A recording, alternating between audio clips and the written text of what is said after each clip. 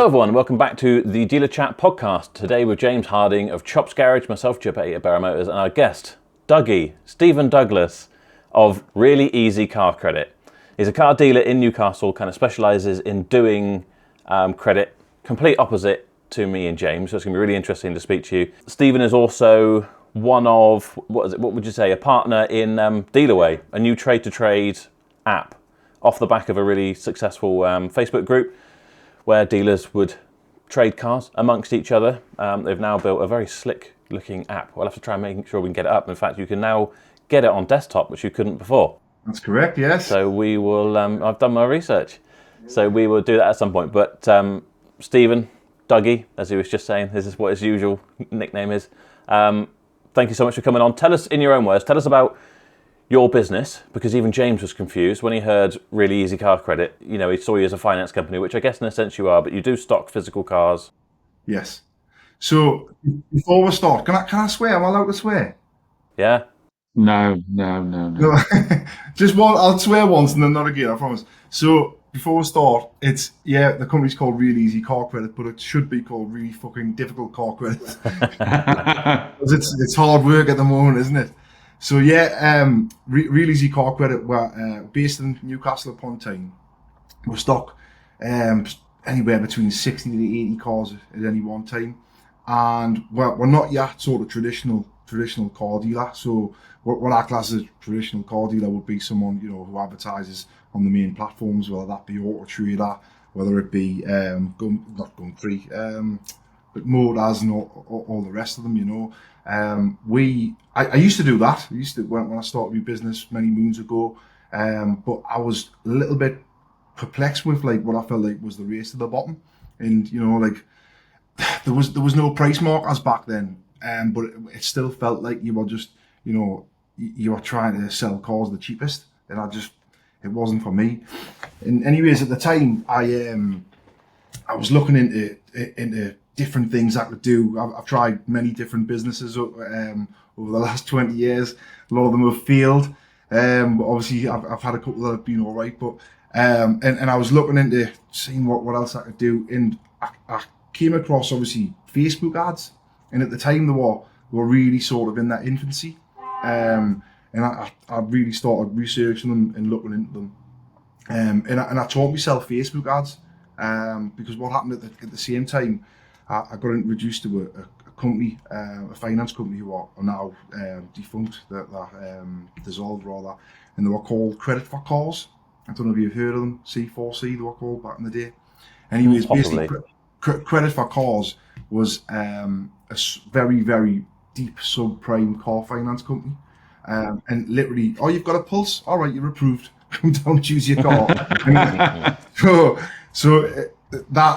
It was like the Facebook ads. I hit it at the right time because it was in its infancy, and it was very, very extremely cheap to acquire customers. And at the same time, I had this company that was literally writing, blank checks for cars that would pay you. I think it was 130% of cap or glasses retail, whichever was higher. So, I started and I would price cars up to 130% of glasses retail, advertise on Facebook, get the leads in. The leads were costing us like 30 pence at the very, very start. And I would get them approved. So I had like a small pitch from like 30 cars that were maybe up there $3 or $4 grand, $5 grand in value. And then I was probably doing out of that, I don't know, 25 a month. And almost seemingly overnight, I was doing like 60, 70, 80 cars a month, and it was costing us nothing to acquire the customers. And I just went like from sort of treading water to just woof overnight. And it was like, I rode the wave for as long as I could, and I thought it was going to last forever. But obviously, as we all know, good things don't always last forever. They come to an abrupt end, and obviously they were lending money to just anybody, and no one could pay it back. God knows what the business model was. Anyway, and obviously they hit the wall, and I had to change accordingly. But I'm still doing that business model, but now I've got a huge panel of lenders. But obviously the job's changed massively since then, you know. But effectively what we do is we advertise on Facebook, Instagram, Google, what have you. And we don't necessarily advertise cars, but we advertise finance. And I'm shifting now, but for the main part, it's been subprime finance, bad credit. Do you have bad credit? We can help you get finance, you know. And then that type of customer traditionally wasn't really, although obviously that they want a car, that goal was really just to get approved, and so they could have the ability to get a newer, nicer car than what they were driving around in.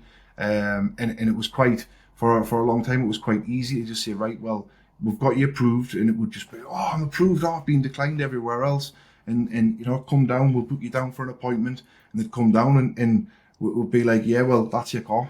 All right, oh brilliant.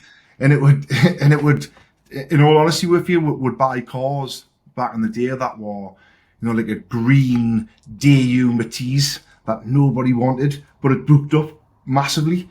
And obviously with 130% across it, would buy these cars for $2,000 and would sell them for, you know, 5.5. And it was like shelling peas. It's amazing how similar it sounds to a business I ran back in the day when Facebook started doing ads with mobile phones. I focused on subprime people, and exactly the same thing, you know, just get them through a credit check. If you could find a network that would accept them with a cheap handset, then you could make a decent margin out of it. But then, similar to yourself, the networks changed the way they paid, didn't pay as much up front, tightened up on credit checks, and that kind of killed that model off. So I think we've probably run very similar businesses, but just for a different product. What sort of year was that, your sort of big uptick? I would say 2015. Oh, okay. So this is post the sort of 2008 crash when it was the whole mortgage thing, because it sounds exactly like the mortgage market, doesn't it? Before, you know, just lend to anyone. I mean, at one point I had it. There was go-kart credit. Sorry, not go-kart credit. There was C4C, which was credit for cars. And when they went bump, they actually owed me £60,000. Oh, I know. And it was like, it was squeaky bum time, and I was on the phone to them, you know, what is going on, blah, blah, blah. And I was ready to drive down. Where was the main office? It was somewhere down the country from us anyway. And I was ready to drive down, and I was on the phone getting very irate with some of the staff. And all of a sudden, they just paid it in my bank. I don't know how it happened. You. Oof, just totally come over us. And then like a few days later, I just wound up. And how I got the money out to this day, I'll never know. But then there was another company sort of come in the marketplace to sort of take that mantle of what they were doing, but tightened up a little bit more. And they were called the Car Finance Company. They're still going today, but they've rebranded as Go-Kart Credit. Don't know if you know them. But they would fit a GPS box device to the car. So obviously they had some, you know, these customers that were approving were really, you know, deep subprime customers who, you know, hadn't paid their bills and what have you. And that gave them some sort of assurance that if they didn't pay their bills, they knew where the car was. They actually had the ability to turn the car off. Yeah, I've heard of that. Yeah, You know, the customer didn't pay that latest monthly payment. They would physically switch that car off. So that, you know, we would actually get the phone call from the customer saying, "Oh, my car's been switched off," and I'm like, "Well, you obviously haven't paid your payment, but you need to ring the finance company." And yeah, so we actually at one point we're doing about 60 deals a month just with this particular company. We actually had 2 members of their staff who they obviously employed, who worked in my office full time. They were called deal makers, and they would literally write all the deals. But we're giving them that much volume of business that they were capped out in our offices. Don't let Tom Hartley hear you say that. Why is that? He's always going on about he's suing people for using deal maker. He's got it trademarked, hasn't he? Oh, right, I see. Yeah. No, they were literally called deal makers. That's what they were called. Yeah, but and again, we rode that way for as long as we could. And hindsight, I suppose, is a wonderful thing. If I'd known then what I know now, I would have like quadrupled down on what we're doing. I was going to say, yeah, you've just done way more. Yeah. Yeah, because I just thought it was going to last forever. You know, and don't get me wrong, I'd never ran a business of that sort of size. I mean, at one point we had 17 members of staff. And you know, it was just manic all the time. We're doing like 80 cars a month. I think one month we nearly done 100 cars. which this was within like 2 years of having like a little pitch on my own. So it was like massive growth, and I suppose at the time I thought I was tripling down and quadrupling down, but like I see, I thought it was going to last forever, and it didn't. And when COVID hit as well, that was just like the rug was just pulled from beneath, when the business has changed dramatically since that day, you know. I think that's why I'm a more cautious person today, because, like I say, similar thing happened with the finance company disappearing for you in the mobile phone industry. Was it went from you got a great chunk of money up front, and you could offset giving a handset to, oh, actually, we want to pay ongoing revenue. We want to pay it. So it'd be like a finance company saying to you, now, we're not going to cover the entire cost of the car at the beginning and give you that. We're going to drip feed it to you over the 16 months they're doing their finance. And overnight, business model just became completely, out the window. That's probably why I'm a bit more cautious than a lot of these guys now when it comes to build, because, like you say, you realise things don't necessarily last forever, especially if you're reliant on a third party for a major part of your business model, Yeah. i.e. the supplier of the motors or the finance packages or whatever. If that dries up, suddenly if you haven't got a plan B, you can be in a hole very quickly, can't you? Yeah, well, I found that out, all my eggs were in one basket, I mean, I had a couple of other finance companies, but were just mainly tied to this one finance company, and when they hit the wall, it was just. Oh. Interesting to be speaking to you, because I'm in the process of actually handing my consumer credit license back. Really? Because all you guys doing finance, I just hear nothing but horror stories. The few I've done have been some of the, I've had finance companies come back to me months later about problems with cars, and you guys have had heard lots of experience on that, and they just don't. And now it's so tightened up. Like I say, now the commissions aren't what they were before.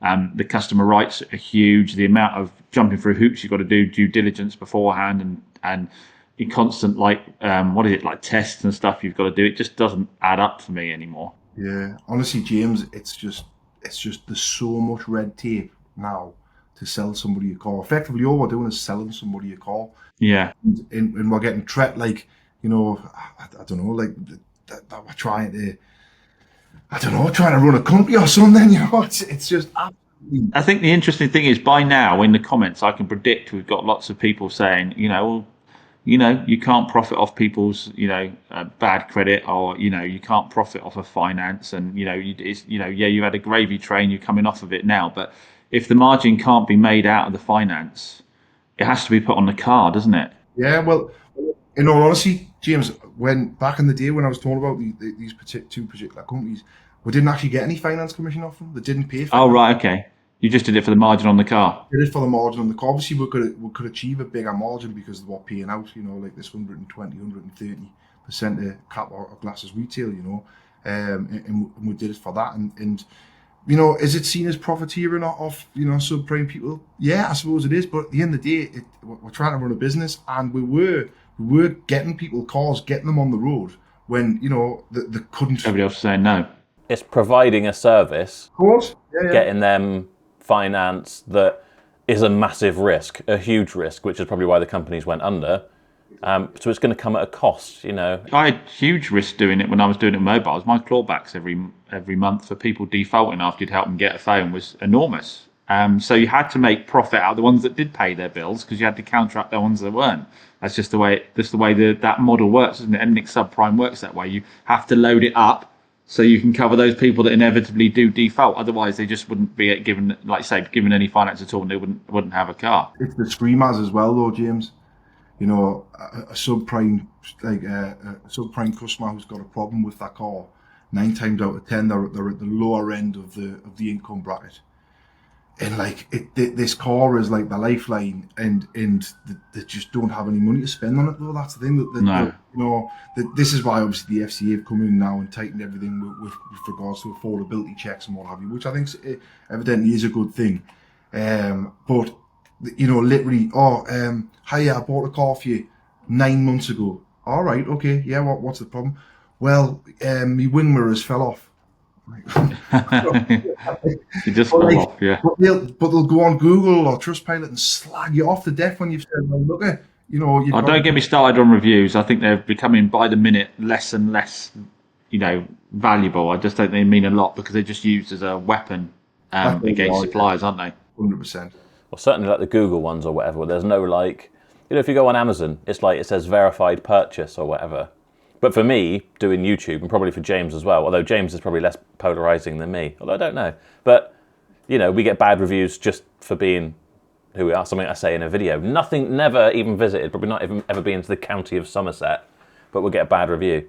No requirement to purchase anything from you at all and actually experience your customer service. They can just do it on a whim. We had an issue, an ongoing issue for a while. There was a company, I don't know where they're based. I think they were Derby or something. They were called Easy Car Credit, and we got loads of bad reviews. Oh, Easy Car Credit, easy, and we're like putting the customers' names in the system. Thinking, well, who are these people? Like what? And it turns out they were all for this garage at Easy Car Credit. We've got onto Trustpilot and Google, can't get them off. Can't get them off, and it's like not even us. Yeah. So what's your business model now? Is it a similar thing? Are you? Yeah, it's exactly the same with the same business model, but it's just a lot more lean and tighter. You know, we've got like 7 staff now as opposed to 17.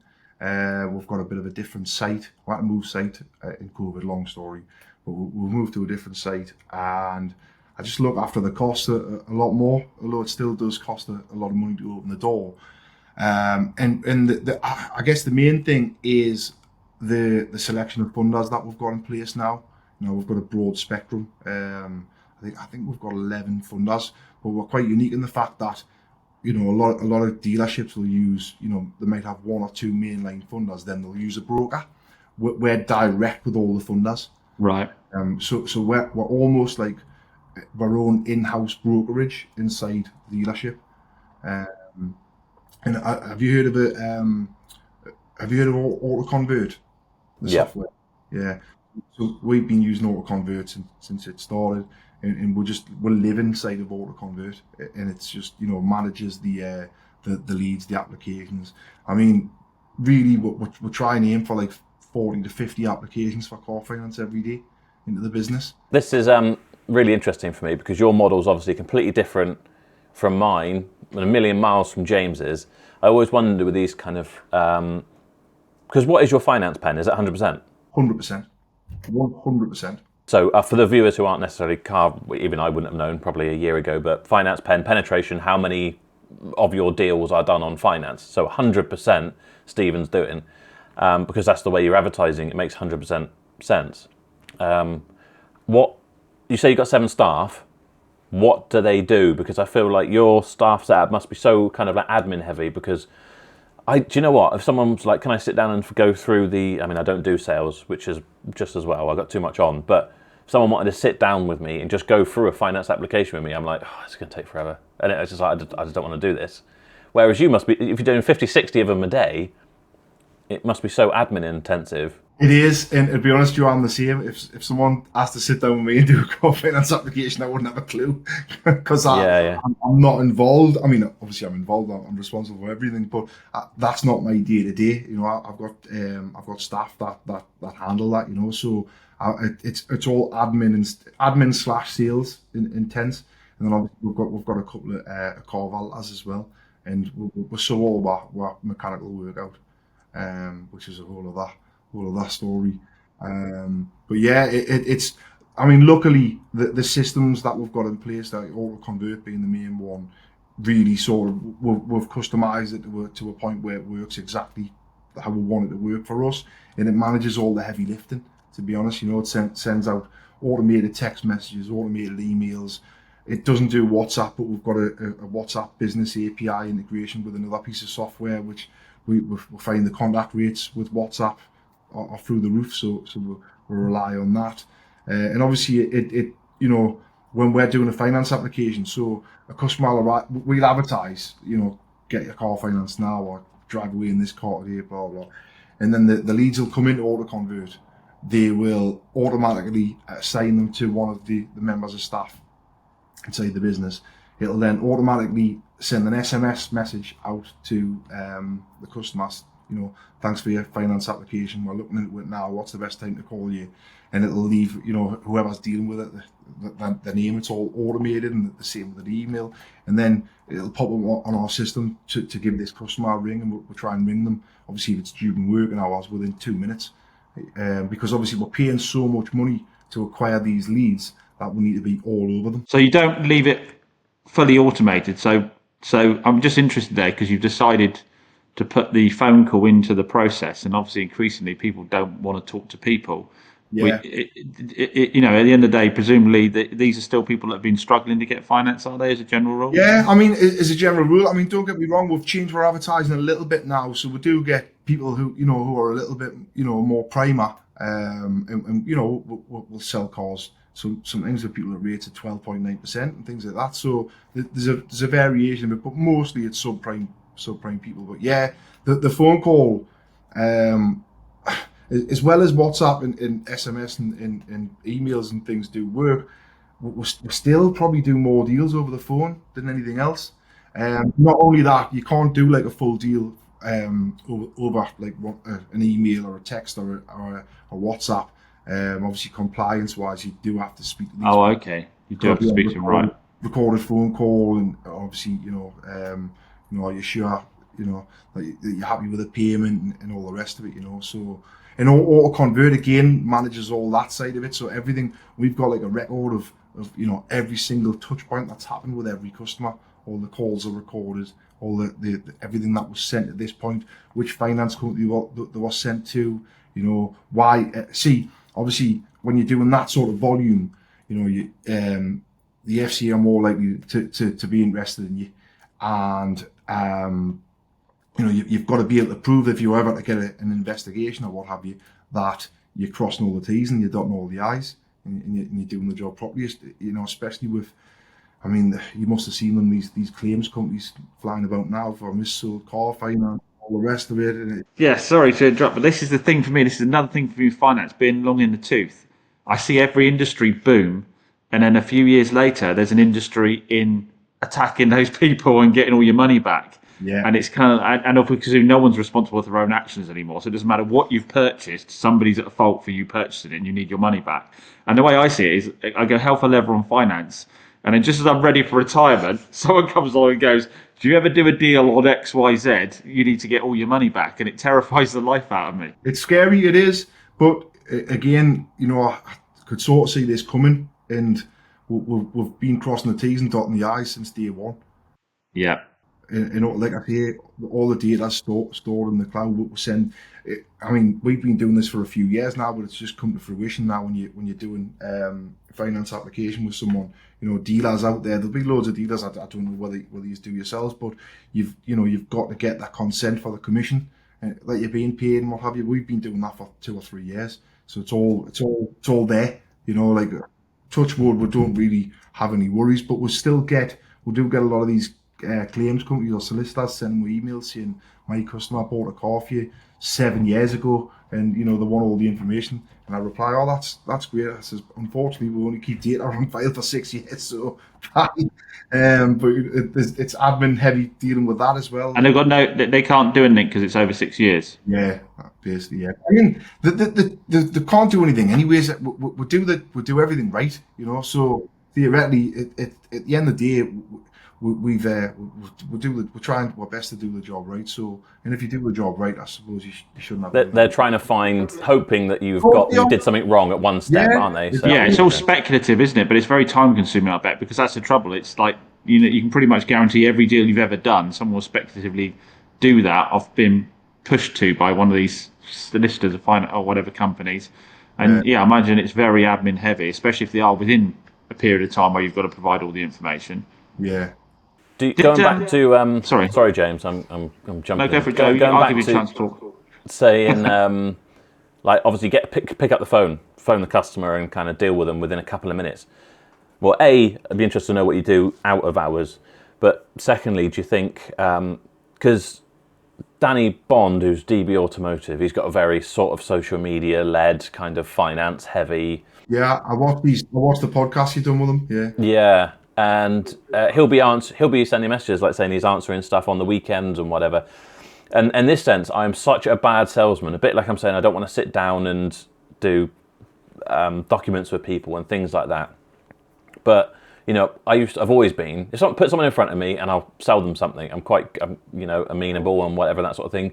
But when it comes to like leads that would come in, it's like, oh, a message there, and I'm busy with doing stuff. I'm so terrible it getting back to them and leave them. And then, because I always just thought in my head, oh, if it's just a message, it's, I just didn't put much weight in them. But I imagine with yours, do you think you've paid for the attention, like is it almost like who's in first wins, in a sense? If you've got a subprime customer, they've found, maybe they're shopping around a few, but the sooner you're in and talking to them, like, you're their person then. It's exactly that. So you've just hit the nail on the head. If you can imagine, we're competing, and obviously we're just a local business, we're not advertising nationally. We could, and it would drive the cost of the lead down massively, but it opens up a whole sort of different game of logistics and delivering cars to London, and then the 14-day cooling off period. I just don't want to get involved with that. But if you can imagine, so we're competing with these national companies. So your Car Finance 247s, your Zootos, I think there's another one, Match Me. I mean, there's loads of brokers paying for Facebook ads for Car Finance, chasing the same customers that we are. So that's obviously where the cost massively rises and makes the price to acquire the customers go higher.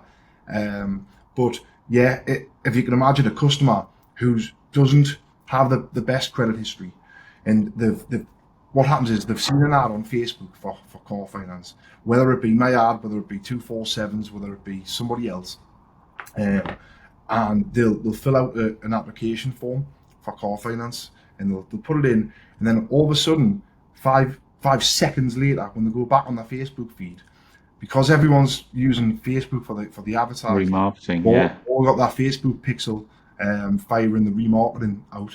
So literally within seconds, they've seen another 15 adverts for 15 different car finance companies offering them finance, and everyone says, oh, we can get you finance, we can do this, we can do that, and so it's like, oh well, I'll apply there, and before you know it, you've spoken to them like, oh no, I'm already sorted. You're like, you only applied 2 seconds ago. Oh no, I'm sorted. What? And it is that, it's like dog eat dog. I bet. And what makes it more difficult as well, if you can imagine, let's just use Zooto. So Zooto will get back with customer and say, yeah, you're approved for finance. Go and choose any car you want from any dealer anywhere in the country, and then our sales staff are ringing them saying, yeah, you've been approved. Come on my website or come down to the site and choose one of our 70 cars. It's like, it's hard to compete. How many cars you stock now then? Right this very second, there's probably about 70 or something in stock. Oh, so you kept, even though the sort of the model came off a little bit, you've kept the volume there, have you? Let me I'll share the map. Is this your site, Stephen? Yeah. Oh wow, that's good. Yeah, but I actually, it's not all mine. I share it with. Oh, okay. Okay. Yeah, that's. I was going to say, it looks. But I mean, still, even half of that, Yeah. Oh yeah, it's a huge site, huge.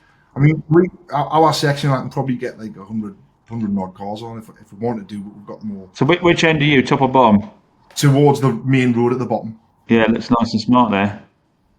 You look like you had a load of cars the same colour. Well, black, white, grey. Yeah, you just keep it nice and simple. Is there particular models you focus on? Yeah, well, I probably only buy about 10 or 11 cars, if that makes any sense. I buy the same ones over and over again. Okay, yeah. On the market, that. Interestingly, that's what, again, similar setup, that's what Mr. Danny Bond will does. do. Danny, yeah. Because he knows he's going to black pack them and all that sort of stuff. He'll just use previous pictures because it's the same car. And again, it's just like, my ADHD mind can't handle this type of business because it just wouldn't be able to keep up. Are you like prestige stuff as well then? No, I mean, we've got little bits of it, but it's mainly sort of bread and butter stuff. I mean, you're looking at the prices we talking. No, so a lot of it's under 10k. Yeah, I mean that's the market is under 10k. I mean, we've got the more expensive stuff because we'll get more profit across them, and like I said, we have shifted a little bit, so we're not always going after that subprime customer, and they want a nicer, more expensive car. But if we can sort of get BMWs and Mercs and Audis for like around the 10-11 grand mark, that's where I would say our sweet spot would be.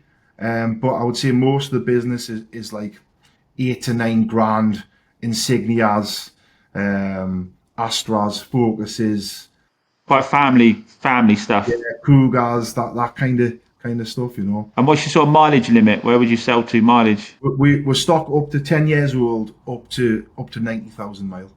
But I try and keep them lower than 80,000 mile.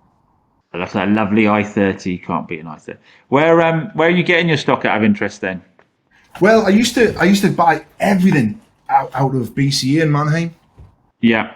but I've shifted focus recently. I would say in the last 4 or 5 months, and I'm getting a lot of stuff off motorway in Carwow.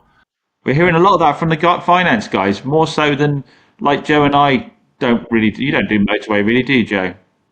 I can't make the prices work for me, but then I'm No, I not can't. doing So I'm not doing the finance numbers. yeah, it's the finance guys seem to be all over motorway, don't they? And have you got like someone you trust to pick them up that can chip people for the bits, Yeah, bad bits? we've got a couple of guys who we use, drivers who were sent for the calls. And is that the model? Try and chip them down a bit when you get there. Well, yeah, obviously, of course it is. You know, we're trying our best to get the cars as cheap as we possibly can. But obviously, you know, if we get to someone's house and the cars is described, we'll pay the money. You know.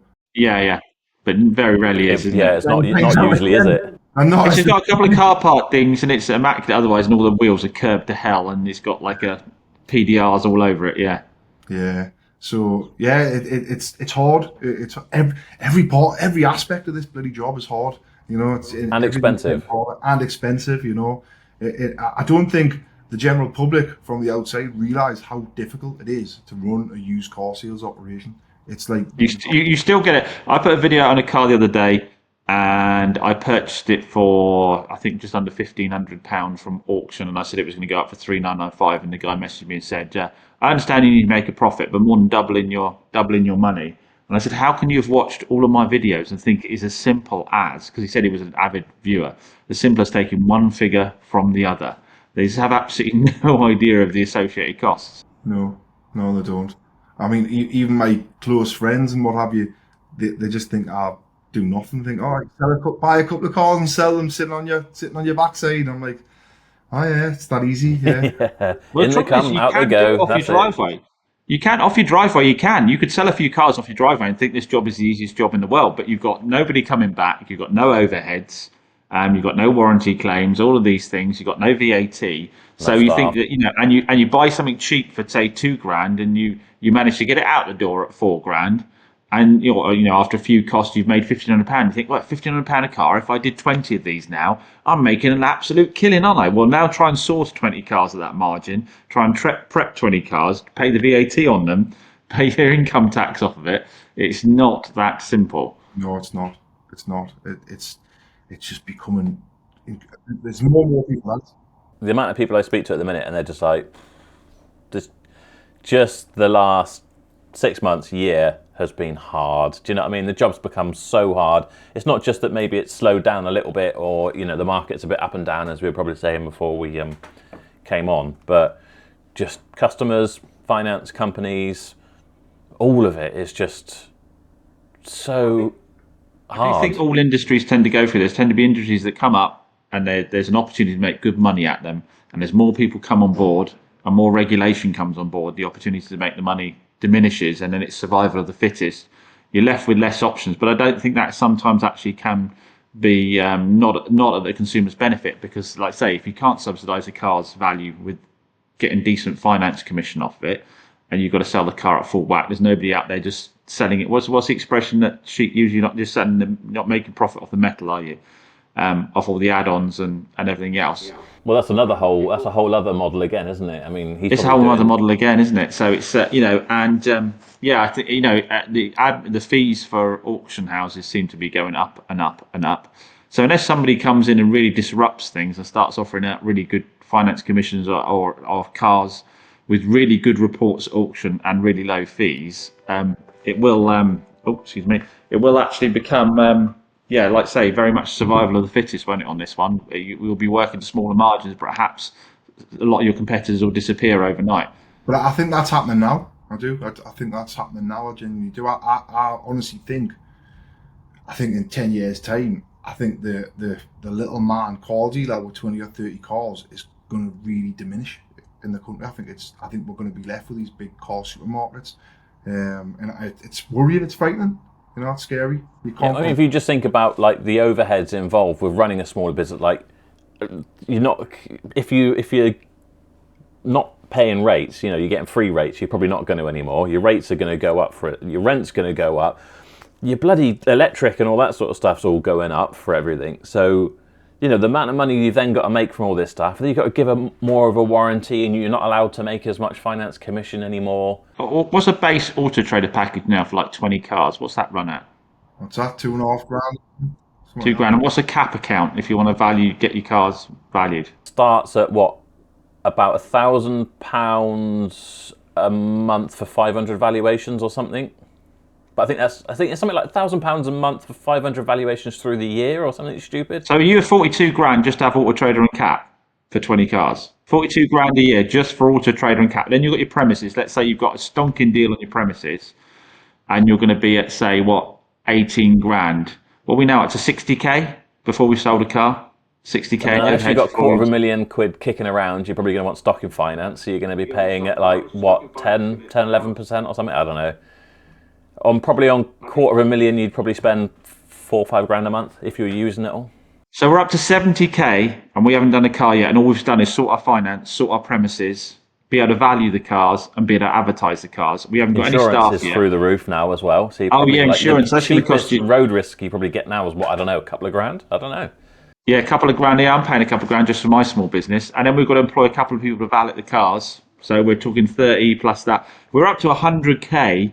And we haven't even made a car yet. And if we were able to net £1,000 a car, we've got to sell. We're already at a point where we've got to really sell 20 cars a month. We've got to sell those 20 cars a month and not have any warranty claims on them, just to be breaking even before we're into profit. It's terrifying. I've never done that before. It's terrifying if you start to work that. And that's a tiny little dealership. That's a 20-car dealership. I'm saying we're crazy, aren't we? Really, when you think about it, it's just a old-fashioned way to make money. Your only option is to double down and try and fit 40 cars into that lot, and then you've got to go and find those cars, and hopefully not spend a crap load of prep on them. Again, if you're going to net £1,000, you can't be buying cars with less than 2k across them before and that's after your fees, your pickup, your delivery, everything, because you're going to be into what's it cost to get a corner on a bumper painted now? 150 quid, 100 quid to 150 quid to get a corner painted on a bumper.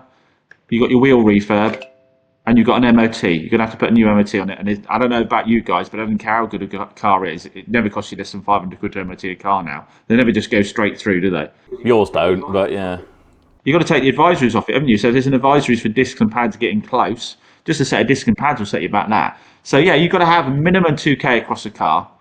Once you start working out like that, again, people will be in the comments, obviously we make money doing it. It's just, again, that point of it's not like, I've learned a lot from doing this podcast, but right from the beginning, I've always said, it's easy to make money when you're doing 2 or 3 cars and you get pretty much all of the profits. You get £1,000, 1,500 quid. That adds up to quite a chunk. If there's no overheads, most people will be very happy with £5,000 a month. Do you know what I mean? And then you go to that middle ground where you're trying to expand and the overheads start creeping away from the profits, and it's really hard. And then you'd almost need to get to that scale where maybe you're doing 100 cars a month and you've got a big site and you've got the economies of scale. Then you can make some really good money again. But that middle ground where everyone's trying, we're all triers trying to make it work, it's bloody hard. Yeah, I think you've illustrated it well, though. I think that is the point, isn't it? That, realistically, if someone says to you, I want to be a car dealer, if you've got a half-decent job at the moment, yes, just sell cars off your driveway. Try and do a car a week, buy it well, do a really nice tidy up on it, put a reasonable margin across it, and just do that. Or start to work out how quickly you're going to get to 100 cars on your lot, because you're not going to start to make the money you think you want to make out of it until you're there. Can you imagine going on Dragon's Den and pitching your idea for your car dealership?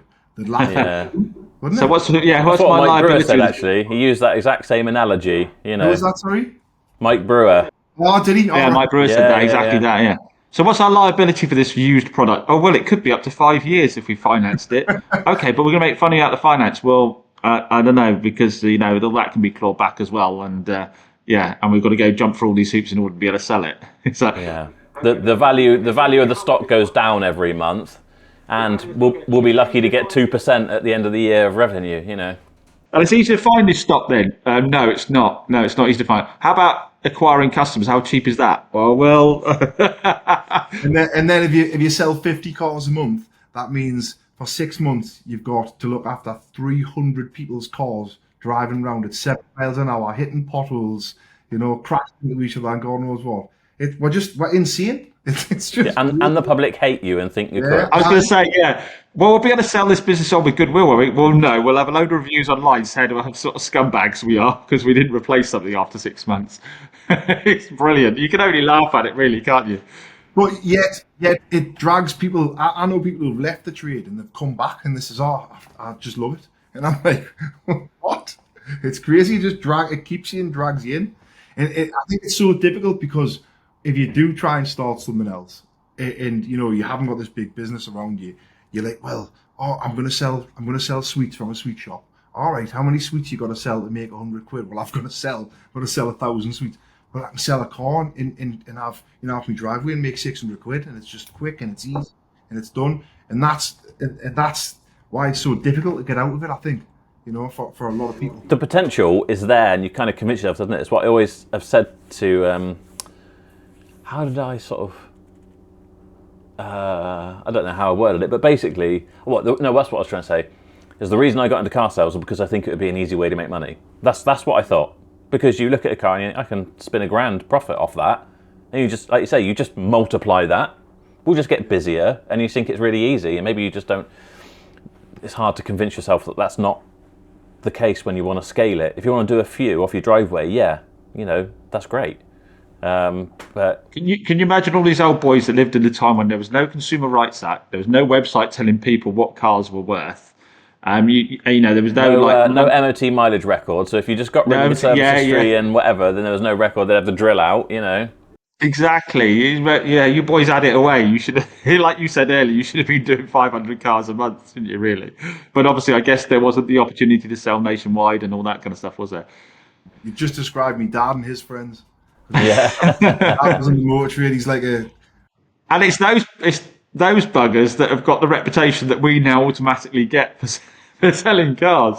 well. I was just about to say he's like an Arthur Daly type, very old school. Yeah. Yeah. But obviously, it's a lot different now. That he wouldn't be able to survive probably now. I was just thinking about it. You don't really see entrepreneurs going, what we're going to get into. We're going to get into a car dealership. It's not tends to be the path they go, is it? I think most of us have followed family or friends into it. Yeah. I mean, unless you think you're going to be like a disruptor and you're going to do something different, which is what I was about to say. I think the way to make money is to do it. You've got to come up with a way of doing this same job, but do it differently. Like Stephen did when he started doing, the early days of, well, it wouldn't have been Meta, it would have been Facebook advertising. It was ridiculously cheap.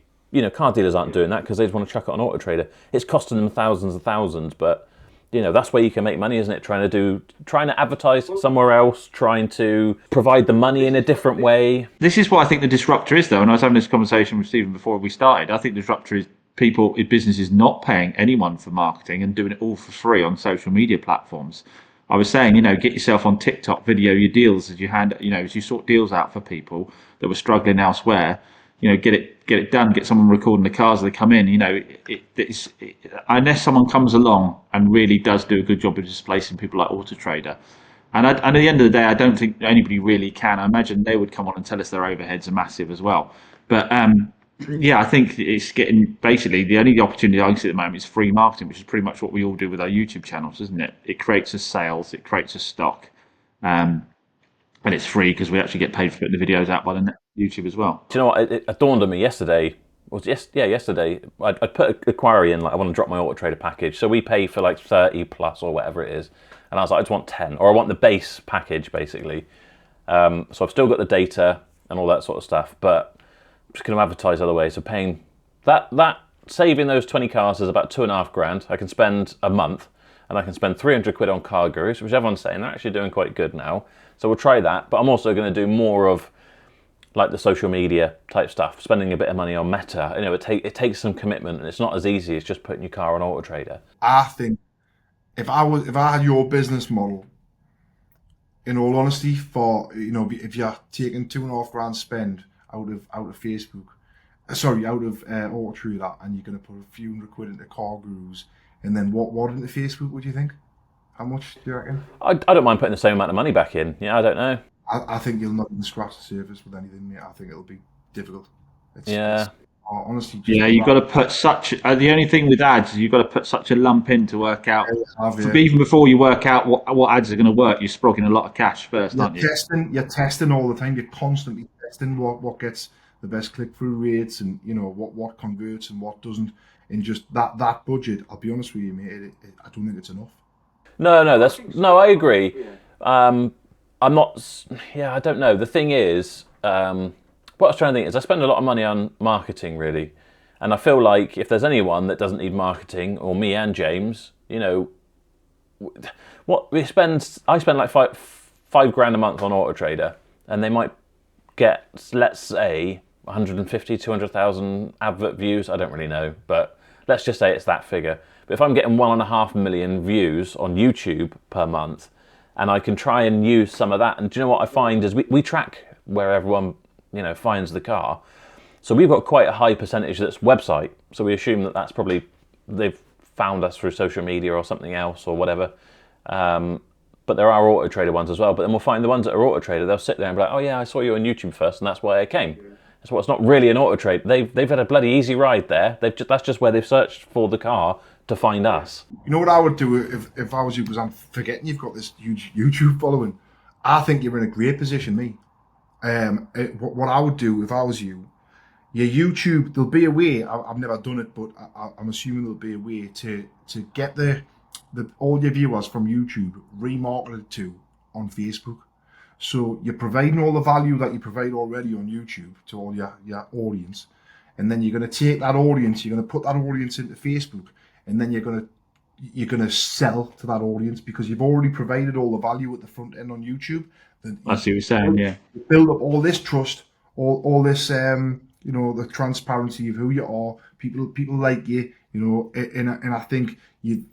Actually, I think you're in a really good position. I see what you're saying. Don't start advertising to random people on Facebook. Start advertising to the audience you've already got. That you've built, and I think if you make a couple of really slick videos, like punchy, to the point, 30 seconds or less, because people's attention spans, that's what they're like. Yeah, tiny. Yeah, and make the first 3 seconds, like hit you in the face, so people stay and watch them. I think you'll have a good return from using the audience that you've already got. Yeah, I mean, this is the thing that you guys, as in Stephen, you know this stuff, so you know what you can do with data and whatever, and I don't. And then I'll speak to someone who's in marketing or whatever, and they're like, well, you can get that information, you can take it back, or you can take information from a Facebook group or a WhatsApp group, and you can market, you can pay. I don't know how you do it, but you go on Facebook and you can pay, like, I want to advertise to those mobile numbers. That's it. And it will advertise to those people. You can really kind of narrow it down that sense. And you know that there's free courses on Google for your staff to go through to learn how to do all of this. And they get accreditation as they go through, so they can put that on their CV going forwards, and it's all free. Yeah. Joe, have you got Google Analytics? You said before that you track where your customers come from. Are you doing that at the point of sale, just asking them? Is that what you're saying? Yeah.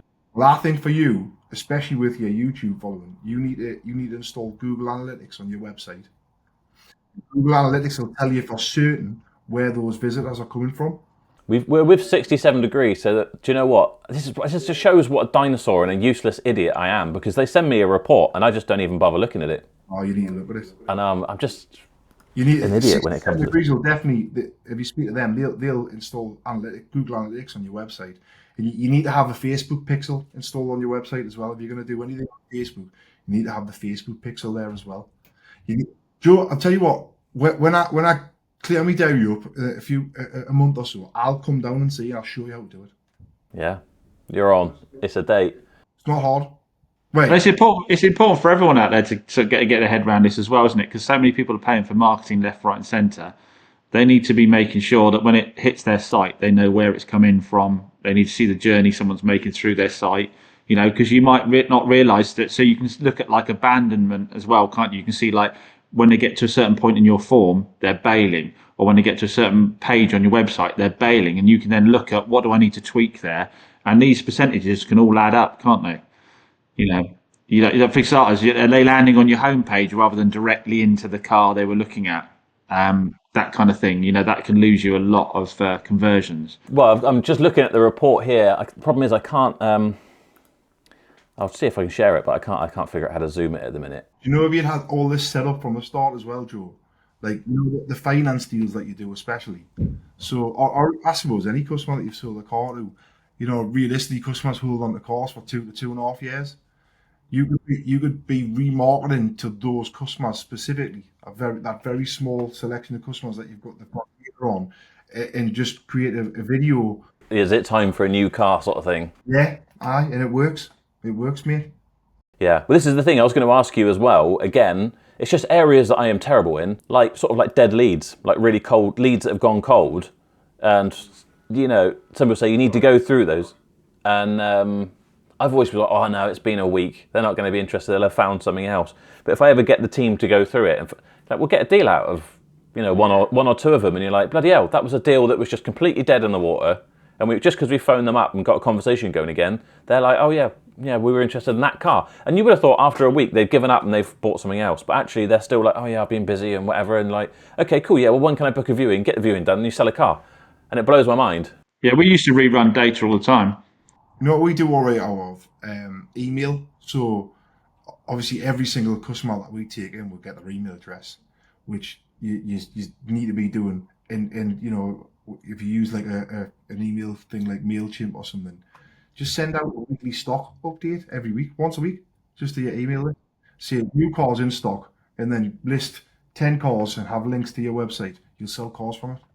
You'll sell cars from people that have especially with like both of your YouTube followings. People who are following you on YouTube who aren't necessarily in the market to buy a car at that particular. But they see one that they then like. Then they see one that they then like on your email that you've sent them personally from yourselves, and they're like, I like that. I like that Mondio. I like that, whatever it may be. Click on it.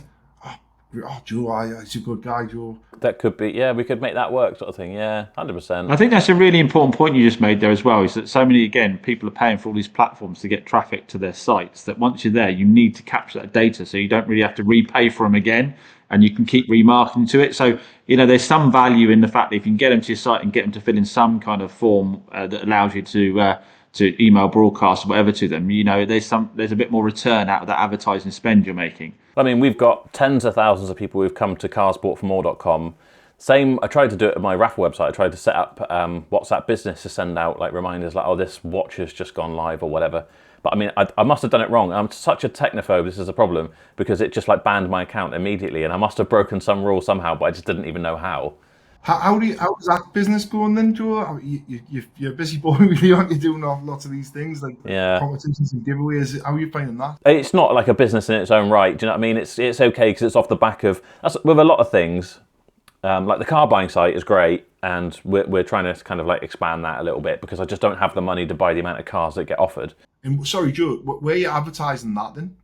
Nowhere. That's what I was about to get to. I don't pay anything to advertise for that. Same with the. So is that just coming off your YouTube then? Exactly, yeah. I did used to do Google and whatever, but if I paid for Google now, it would be obscene. I mean, we'll get to a point maybe where we want to get as many leads in as possible, but I'll get offered 20 or 30 cars a day anyway, and that's not even really offering it that regularly online. So wow, but on your actual YouTube channels, if you just made an advert, like a specific advert for promoting that your car buying business, and you showed that advert during your own YouTube. So like you must see adverts in the middle of YouTube. Just put it in your own video, 15 second, 30 second, and then I think you'll see a lot of people doing that. The problem is I've already got more than I can cope with, and what I currently do is maybe when I'm like, oh, maybe we need some stock now, I'll say in a video, don't forget if you want to sell me your car, blah blah blah blah. But yeah, I would do like a proper advert type thing that I would charge someone else to do, but do it for ourselves. In fact, that's more of what I want to do with YouTube, is rather than taking sponsorship money from people to promote, something like a VPN, James. Surfshark, yeah. I want to promote my own things, because yeah, definitely. I hate working like to people's not deadlines, but we want it done this way. We want you to change that wording and whatever. And I'm just like, ah. Yeah, no, I agree. I've been thinking that as well. You're better off using your channel to market something for yourself, than you are. I'd rather advertise the fact that I would buy cars than a VPN, for example, or whatever else we've got on the go. James is Devon pasties posted nationwide. I like it. I like it. Chops. What are you going to call that? Do you know what I've been looking at is I've got like a little merchandise store as well for like t-shirts, like this sort of thing, which I made on GoDaddy, and I was going to use a Shopify one, but it's quite expensive, so I didn't bother. I stuck with GoDaddy, which cost me like 15 quid a month. But I noticed that, say, on some of the other YouTuber channels, like Auto Alex or whatever, but beneath the video is their products, and it just links to their merchandise store, whatever it is. Oh, underneath the YouTube video? Yeah, that's easy to set up. You can't do it with whatever I'm with, GoDaddy. Yeah, but they're probably using. I think they'll be using something like Spring or something like that, where it's auto fulfilled. There's certain platforms that you can use that will auto fulfill. They'll print. What's it called? I forget what the word is now. On demand printing. So that's that. Oh no, they don't, because I know I've seen them. Say Auto Alex, for example. They've set up as a business like a merchandise thing, and so they do basically these things do just go to your own shop. But this is their video and then the products underneath. Well, I can't do that. Yeah, as you said, I know you can get it as a Shopify app API, but I don't know about the platform you're on. There's half a dozen different ones, but mine isn't any of them. So I might have to migrate. Right. But what I was also then thinking is, like, well, there's nothing stopping you from putting the cars on Shopify. You might have to do it manually to start off with, but then to actually have cars underneath the thing that they can click and go to the advert. It's like right there under the whatever. It just takes you. All it does is relinks you to a whatever, but it displays it. Yeah, I did that with a Shopify site, and I just went into the coding and stripped out the shopping cart so you couldn't buy the cars. Ah, well, there you are. Why aren't you doing that now, James? Because I'm just not into that kind of thing. I had one before where I stripped all the carts out and then put hyperlinks to affiliate deals with mobile phone networks, because I worked out that you could be paid.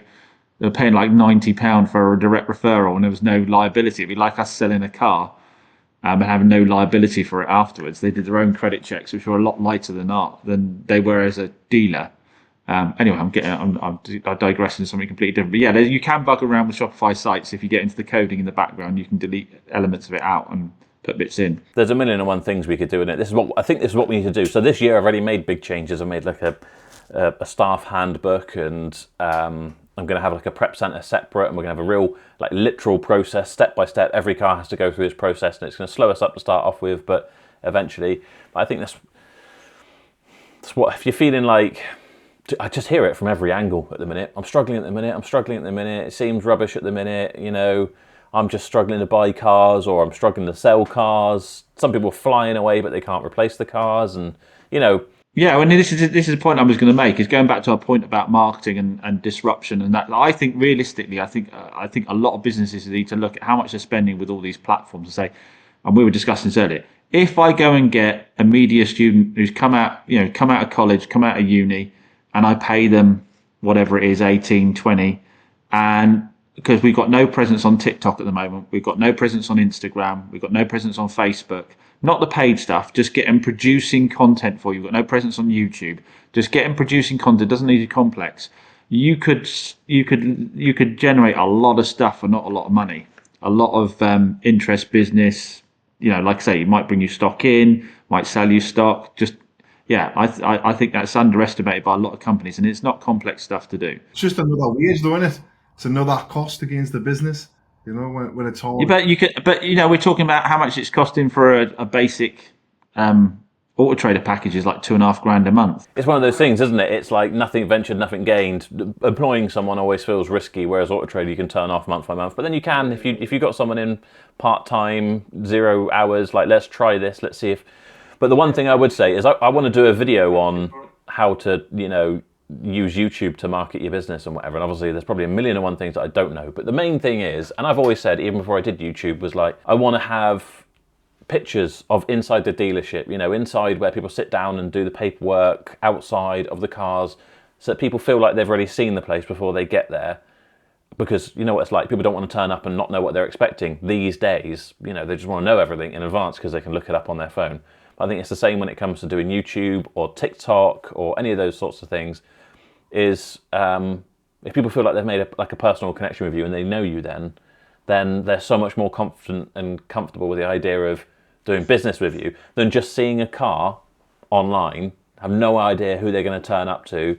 I know you use them, Stephen, but that's why I don't like the AI generated backgrounds and stuff. It's kind of so nondescript and impersonal. But you say it's another cost. I mean, if you got 5 cars in over a month and didn't pay the motorway fee on them, and you got 5 deals in that you hadn't had to pay for on Facebook or Instagram, and you had somebody on £1,500 a month or whatever, then you're going to be cost neutral easy, aren't you? And that's before you started ramping it up. I mean, Joe, you'll probably know better than anyone, because obviously I've watched loads of your videos in the past, and you've got 2 video editors now, haven't you? Editing your videos. So have you got 2 cameramen following you around constantly? No, not constantly. They'll probably take it in turns, but we got Jason here, who's the guy who started most recently. He'll edit the podcasts and he handles that and like the second channel stuff. If we're doing bigger events, they'll both come along and take it in turns. But do you know what? Neither of them really we do anything for the business directly. And they haven't got time. So I was thinking, I almost need to hire someone through Barrow Motors to do videos of each car. We do a walk around video, but in fact, what I am going to do is when I get this sort of prep centre, it's going to have valeting and all that sort of stuff and a place to photograph the cars at my farm. I'm going to have a prep manager, but he's going to have a literal guide. This is how you do a video. So you can stand there and say, it's £300 a month, it's £1,000 down, blah, blah, blah. Same as Danny and Dave and that are doing now. But also just like a real set routine. There's massive profit off those 2 boys, though, isn't it? Because you've got YouTube revenue coming in, which obviously we discuss. You've got your cars bought for more coming in off of the back of it, and you're generating sales off of it as well. I mean, they're probably the most profitable. Those 2 guys are probably the most profitable. I shouldn't say that on camera, should I? Most profitable part of your business, aren't they? Really? Yeah, they are in earshot. So I won't say too loud because they'll be wanting pay rises. But yeah, I've said this 100 times. I don't know who we were speaking to, but talking, maybe Lee of Car UK, he's like, I want to get an editor, but I don't want to pay someone and whatever. And I was like, well, as soon as I could, that's when I got Toby. When the YouTube money would cover his wage, I got him in, which meant that I made nothing to start off with, but it allowed us to grow. It's compound interest, isn't it? And then, now, they are the best paid, not the best paid, probably not, well, they are probably the best, up there with the best paid, but most profitable, So does your, I take it your YouTube business is a complete separate business from your car sales business. So does that business pay the 2 editors / videographers? Yeah, that's good, isn't it? Yeah. And if you don't mind asking, Joe, you mentioned there, as soon as your YouTube business was generating enough money to employ somebody, how many subscribers did you have to get to, or video views to get to that point where there was enough there to pay somebody? It's views, not subscribers. Yeah, I mean, for me, probably I was around about. Can you remember what subscribe? 30, something like that. Something like that. He says. So 30,000 subscribers. I mean, the easy way to look at it is 1 million views is about £4,000 on YouTube, isn't it? Depending at different times of year, it can be £4,000, it can be £5,000, it can, How many views are you both getting a month? And how does that give the game away? Mine's down because I don't really do much in December. But I mean, say 1 million to 1.5 million, maybe. Varies depending on whether the marketing companies are putting, your CPM can go up and down. And it varies from video to video, and that's you're just looking at the YouTube revenue there. You then talk about the cars you've got coming in at good prices, not having to pay auction fees, not having to pay motorway fees, and then you've got the cars you sell because you put it out on a video and someone sees it and says that's what I want. Then that's only like a third of the overall benefit of doing it. Plus, you can then cut that content up. And that can go out on your TikTok channel, which will give you some revenue. It can go out on a monetized Facebook account or a monetized Instagram account, and you can bring revenue in off of that as well. But it's all work though. It's all labour intensive. What you're talking about there, isn't it? You've got to have some. Not massively. There's software that will cut your videos up. There's, people think, oh right, well I'm going to have to employ someone. I'm going to have to get a big camera, a big editing suite. You can do it on a mobile phone with CapCut, and it'll take you. My videos take me like 10 minutes to edit. I mean, it's probably obvious when you watch them, but they take me 10. I didn't want to say like joking. They take me 10 minutes to edit, and I literally just record what I was already doing. You're not stopping to record something specifically. You're only recording what you're already doing. So you're doing a deal on a car, so you're just recording you're doing a deal on a car. You're prepping a car, so you're only recording yourself prepping. You're going to do those things anyway. So then just to record that and then put it together in CapCut for 10 minutes and put it out there, this person can produce an awful lot of content. And I think the trouble is a lot of businesses are still with this mindset of like, oh yeah, we need to do social media. We'll get someone in part-time, and we'll do a couple of posts a week on a Facebook account. Or it's much more than that. It's, go at it full bore and the benefits are huge.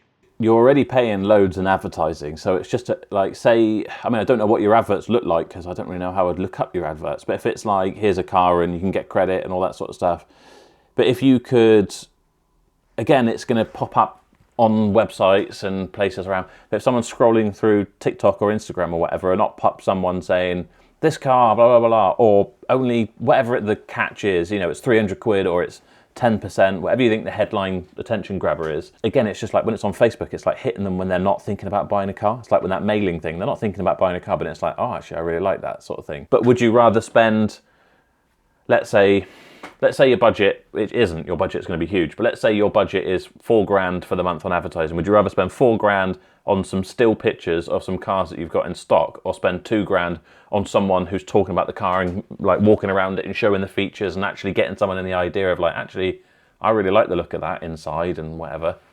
It's like better quality, isn't it? I think. No, I get it totally. Yeah, I do agree. To be fair, it's something that I probably really need to do. Whether I can see a deal here. So basically, you two need to get together. You need to show Joe how to get his tracking sorted, yeah, and then Joe can show you how to sort out your social media. Job's a good one. yeah, definitely. Well, I think that the both of you have got a real head start on a lot of people, and I think that the building of an audience, what you have done, I think is massively more valuable than, I mean, you may realise, but than you may realise. I think you've got a big thing behind you there that you should be utilising more. I'll put it into perspective. I have not paid any marketing fee for any car I've sold this month. That's good, isn't it? How many you sold this month? What are we on? 8. I mean, I'm only small. It's only me here, so I think I'm into 8 this month, which obviously doesn't sound a lot, but yeah. And most of that is because I haven't Stephen's done that today, mate. So keep up. Yeah, they've done that today, won't he? But yeah, I mean, I would hope to get. I'll probably end up doing like 25 by the end of the month or something like that. But my marketing cost for that will be very, very. I mean, if I spend 500 quid on sticking a few on Auto Trader, that'll be it. If I could remove the marketing cost out of my business, I could retire within 2 years. Yeah, it's huge, isn't it? That's the thing. Humongous. In December, when I had a bit of downtime, I just opened up a little notes thing on my Apple whatever Mac, and was like, right, Auto Trader's $4,500 a month. My eBay Motors group's 1,500 quid, and I went through everything. My dealer management system's like 400 quid. My website's 200 quid. I just go through and like, right, which of those? Because it's like that What's that Elon Musk saying? I don't know, but it's like, is it essential? If not, remove. Does it stop it functioning? If not, remove it. So he will just cut everything out of something, whether it's building a rocket or a business. If it isn't 100% essential, then remove it, and then see what happens. And then you test the rocket again, and if it crashes, then well, we've got to put it back in then, no problem. Same with the advertising, with me thinking about the Auto Trader. It's like, well, I'm going to cut it right down. And will the sales drop off? I don't know, but there's so many people out there saying, I haven't had Auto Trader for years and it's the best thing I ever did. I feel like I'm a mug if I don't pay attention and try it. At least try it and see what happens. So yeah, it's hard because I know a lot of car dealers locally, some really successful car dealers who've built their businesses solely off Auto Trader. Yeah, I know. There's two ways of looking at it, and none of us mind paying when we're busy. But if we can still get busy, but circumventing, I mean, let's face it, the inflated prices of Auto Trader, they are the best. Don't get me wrong, they're the best place to advertise your car easily. But It's bloody expensive. I think if you are selling the metal, so to speak, you're actually just looking for people looking specifically for that car, then Auto Trader probably is the way to go. But your model is the finance first. And I just think that really lends itself to social media. Yeah, it does. It does. It does. I mean, I hear you talking there about saying that you think Auto Trader is expensive. I don't think it is. I mean, I know it's obviously it is. It's a lot of money, but for what people get back out of it, I mean, how many cars a month do you think you're selling off Auto Trader? I honestly don't know. We've probably got like up to 30 spaces. And I don't know, it's hard for me to say exactly what's come directly from Auto Trader or someone's seen us and then looked through Auto Trader. But I don't know, 15, 20 maybe out of, if we say we've sold 30. Difficult for me to say because I sell so much through word of mouth and through the social media, through YouTube. I never really put a car on Auto Trader unless it's kind of over $5,000. I just use free Facebook marketing ads. So yeah, not a huge amount for Auto Trader. It depends. It varies so drastically depending on what type of stock I've got and how much my stock I've got prepped. I've got 30 cars out and probably only about 5 or 6 are prepped at the moment. Don't get me wrong, I think Auto Trader is great and it's so much easier than doing the whole, putting stuff on social media and the individual Google advertising. James Alford, who's been on the podcast before, he doesn't use Auto Trader, he hates them and he does it all individually. And he probably spends a similar amount. What I'm saying is, whether it's Auto Trader or it's eBay Motors Group or it's Car Gurus or if it's like you and you're doing Google pay-per-click and all that sort of stuff, just figuring out how much it is you're spending and being like, right, how can I halve that? Auto Trader, in my mind, to a lot of people, in comparison to others, is expensive, but it is a lot better. So relatively, if they're making, whatever it was, 175 million profit last quarter or something, they don't need to be quite as expensive as they are. Don't get me wrong, I appreciate, businesses making money. There's better value ways that it might just take more work, so it's kind of figuring out what it is. But I mean, your advertising spend must be... It's astronomical, if I'm honest with you. I don't know anyone in the Northeast that spends as much money on advertising as what we do. But the money comes back. And what I was going to say to you there about why I think Auto Trader is cheap is because, I'll just use an example. I know someone locally who probably does about 30 cars a month, and he's got I think 30 odd cars in stock. So let's say his Auto Trader packages, it's probably more, probably nearly $4,000 a month, but let's say it's for easy maths, it's $3,000 a month. He's selling 30 cars a month out of that. It's cost him £100 to sell a car. I think that's nothing. And if I was an Auto Trader dealer, I'd be thinking, well, right, if I just double that, and I sell 60 cars a month and it costs us £6,000 a month and it's still £100 to sell a car. How many more £100 can I spend, please, Mr. Auto Trader? Do you use Auto Trader? No, it's just crazy when I'm saying that. No. Here's my hot take on it, and I 100% agree with that. And I felt the same way. I'm like, we've had a really good month. All I need to do is just get more cars here and get more Auto Trader spaces.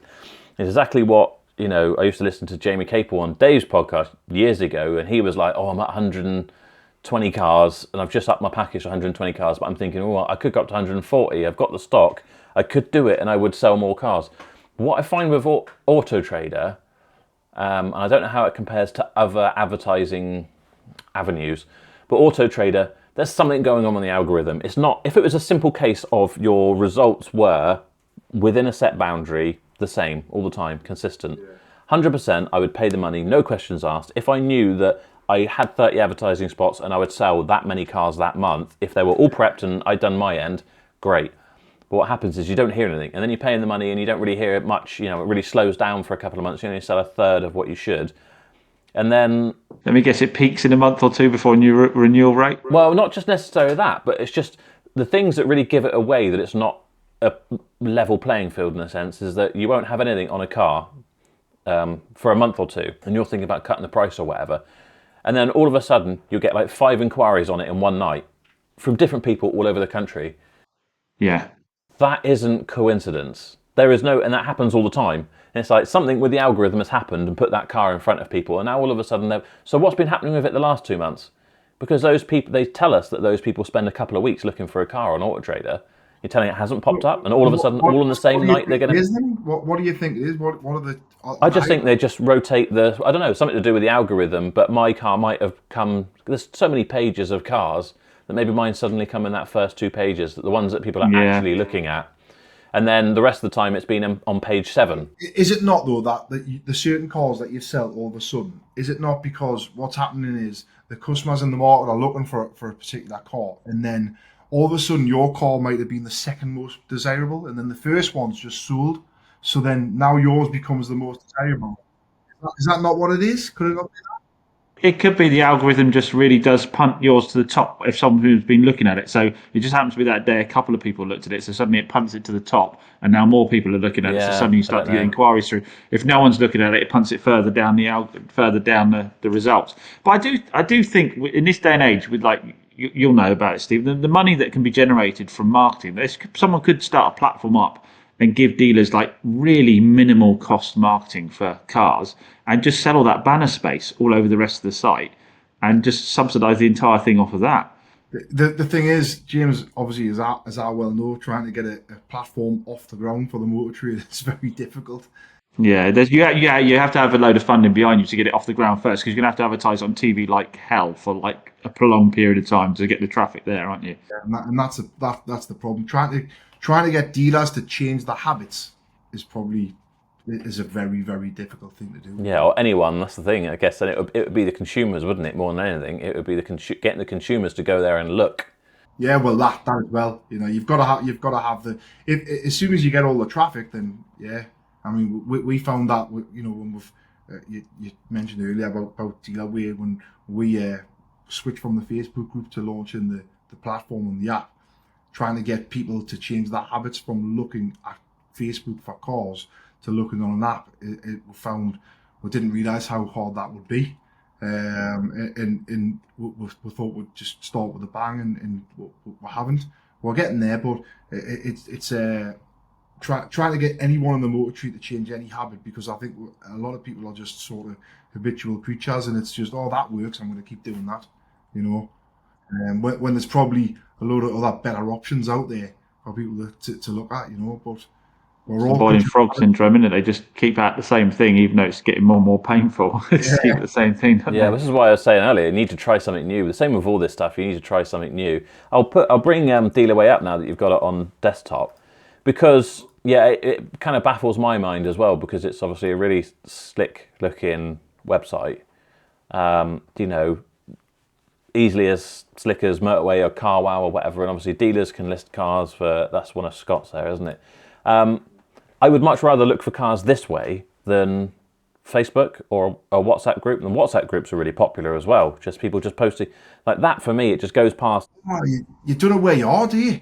Well, for me, yeah. I mean, some people love it. Don't get me, Can we start from scratch and explain what Dealerway is? Because to be honest, I've not used it. So just for anybody who doesn't know what it's all about. Dealerway was born from a Facebook group that Scott Sibley, of Redgate Lodge, originally started.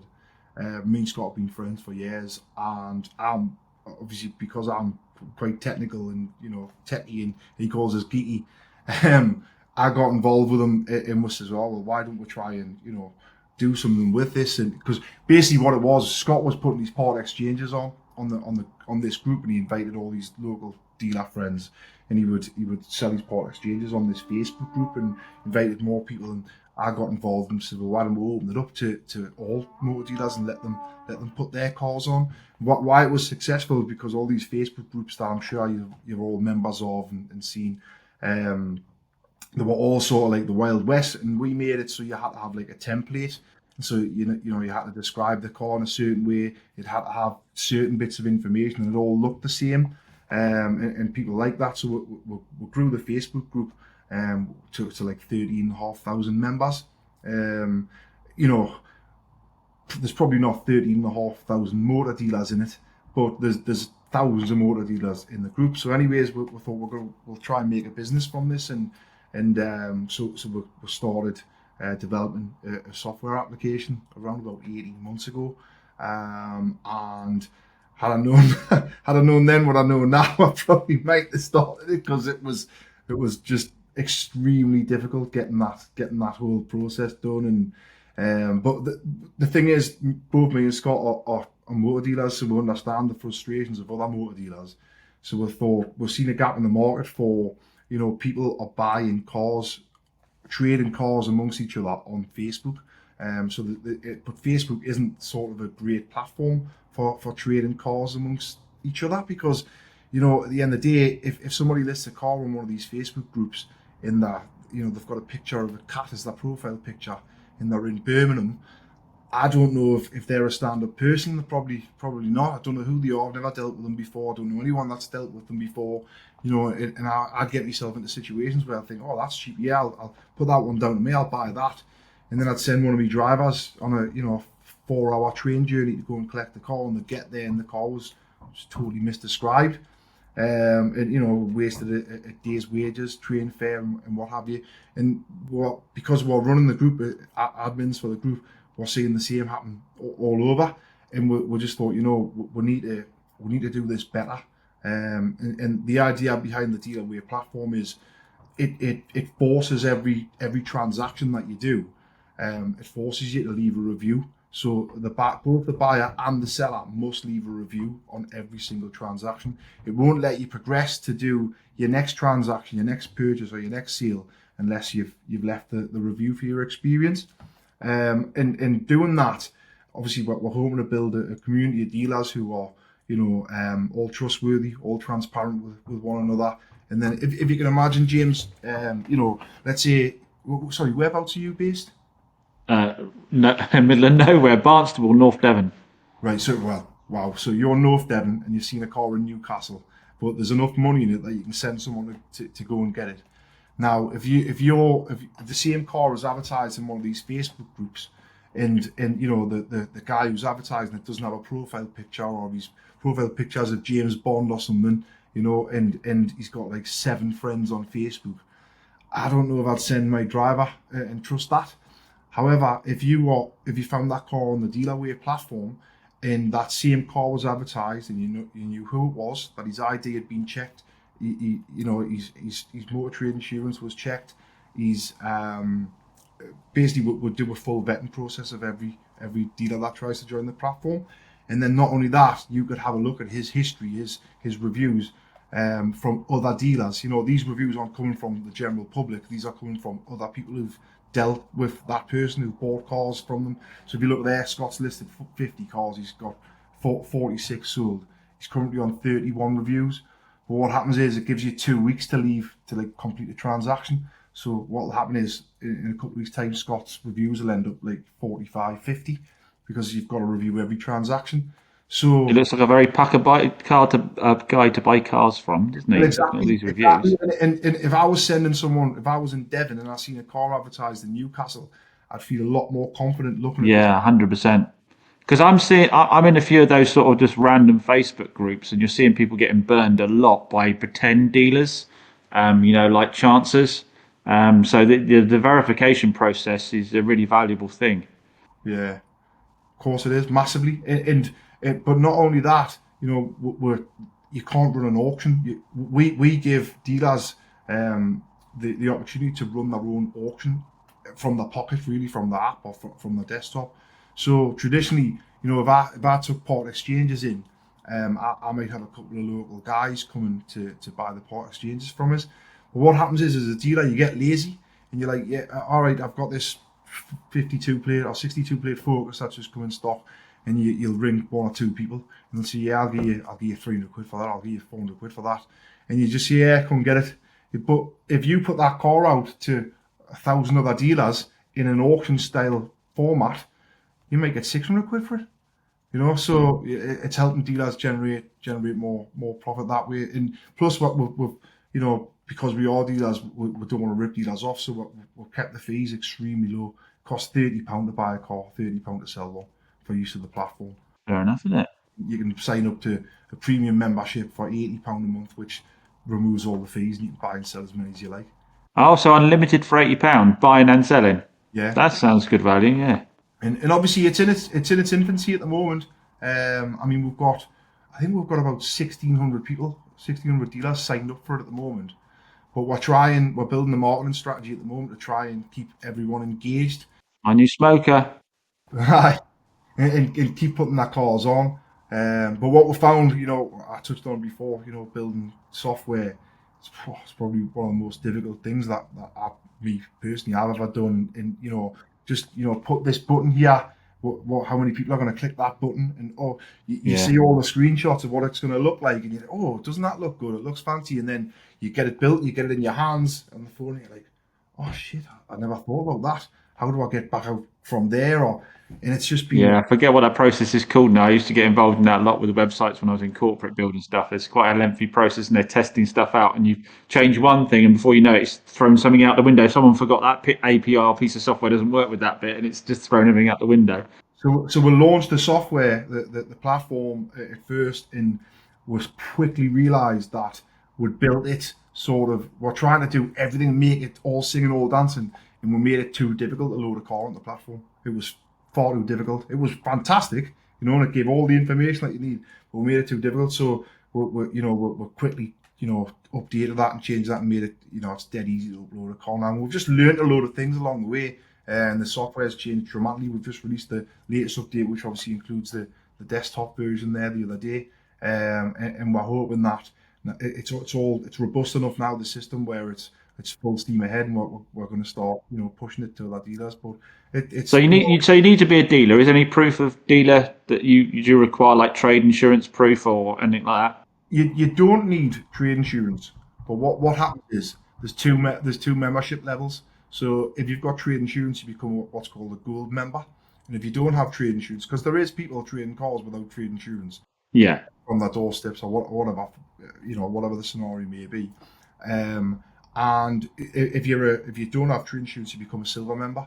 Now, when you're listing a car, if you don't want to show your cars to people who don't have trade insurance for whatever reason, you can list the car, say, right, I only want to show this car to gold dealers.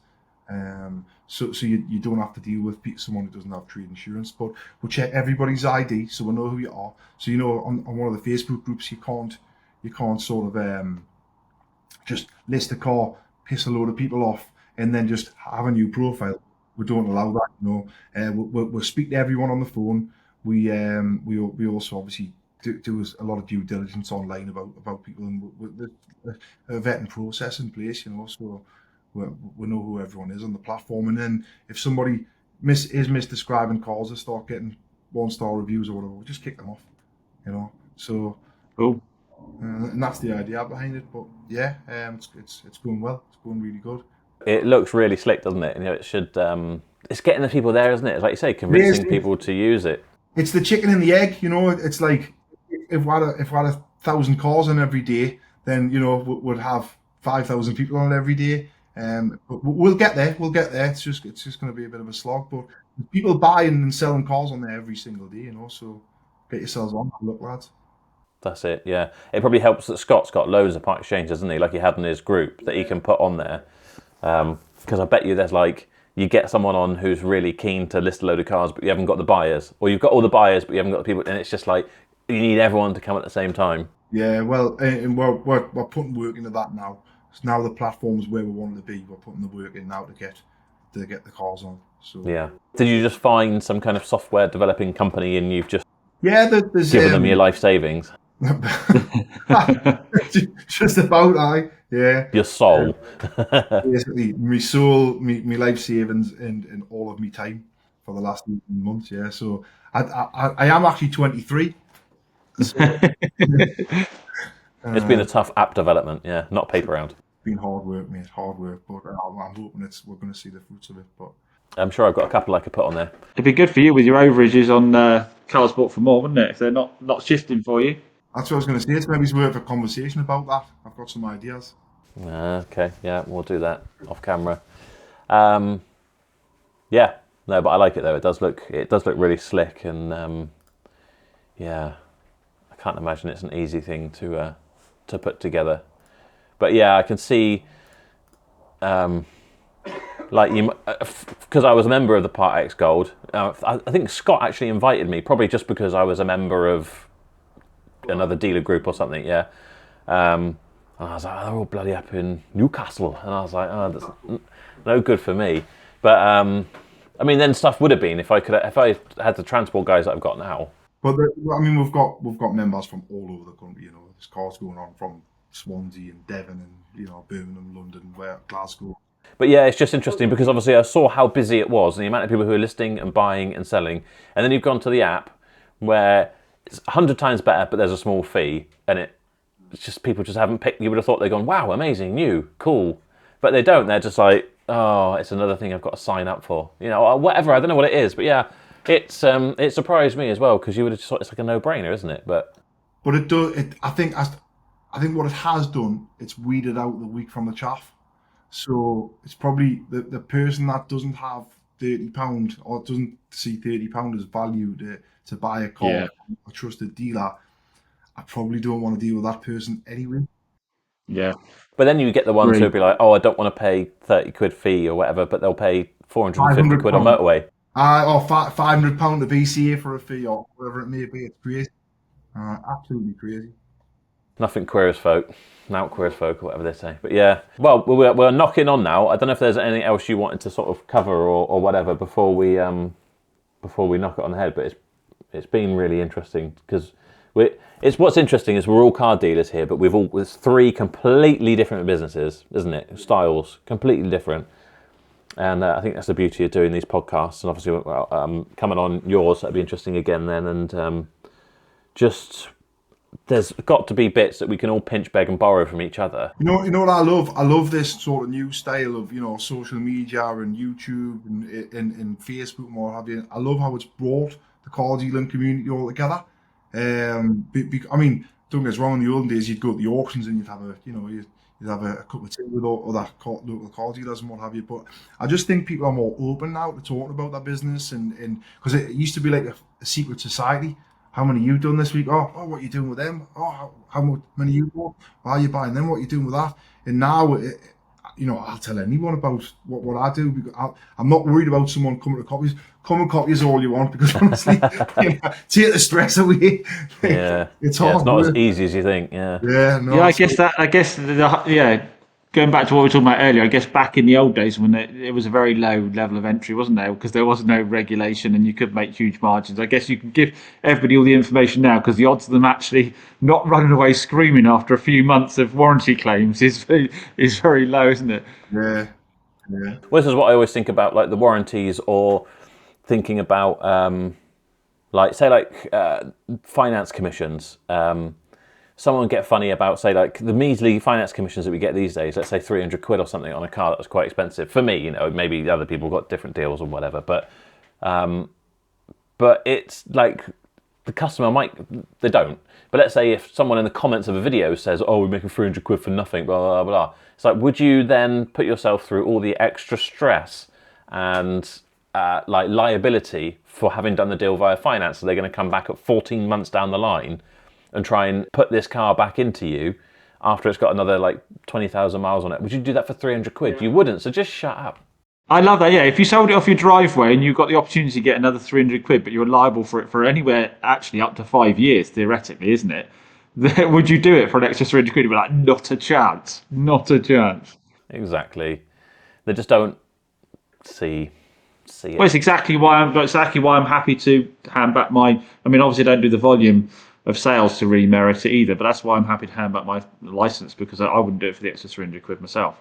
The job would be the best job in the world, wouldn't it, if it wasn't for cars or customers? Yeah, exactly. And we'll get told off in the comments for moaning, and this is getting boring because all it is dealers moaning, but not really moaning, because we all love the job. We're all, we've all got the opportunity. The good thing about cars is there's probably a lot of collateral in all the stock. So if we had another idea, we could stop and do it. I could probably go and get some kind of job in some kind of, I don't know, managing a porter cabin company or something, and maybe make more money than I do now currently. And I'd have a nice big house because of all the money I've taken out of the stock. But, we do love it for whatever reason. So. Well, it's like I said in a video I put out last night, I forget how I started the day out, but I went to look at, a Rolls-Royce, a camper van and a Mercedes. Then I drove off and met a mate and took a car off him and came back and then came to yours and picked up a couple of cheap old bangers. I said at the end of the video, it beats fucking sitting behind a desk with a pen, doesn't it? That's for damn sure. Just pushing some paper around. It's, out and about, doing different things, seeing different people, doing different deals. And I don't think, to be honest, this podcast is for consumers. If you're upset about dealers whinging, don't want the podcast. This deal is probably for podcasts. Like you said earlier, it's a community of dealers chatting about how business works, how we make our business work, what ideas we've got, that kind of thing, and sharing a bit of the burden of the stresses that can come along with it. And a massive thank you to everyone who does watch and listen, because the amount of times that I get messages on Instagram, Facebook, whatever, just like, I love the podcast. I thought it would be interesting. I thought people would like it because I used to love other podcasts that I listen to. But the amount of people who do love it, and it's just like, again, like you said, Stephen, it's like community. Like the job's become more insular with more of the auctions closing down and whatever. In a sense, you can do it more online. But again, a lot of people aren't online saying, oh, I suppose some are, but I'm feeling depressed or whatever, or it's been rubbish, or I got this problem.